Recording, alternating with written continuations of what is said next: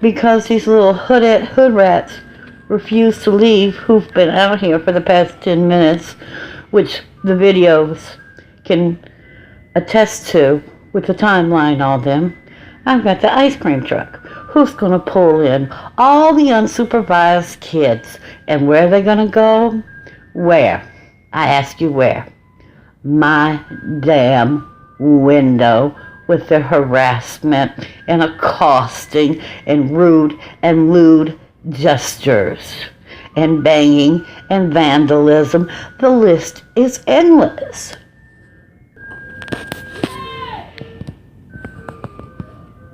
That is the same girl from the past 3 or 4 videos who has not left. And where is she standing? No, she's not at the mailbox. She's standing on the other side of the window, out of view of camera. I just called Baywatch, and we will see if and when they come, which I guarantee you they won't.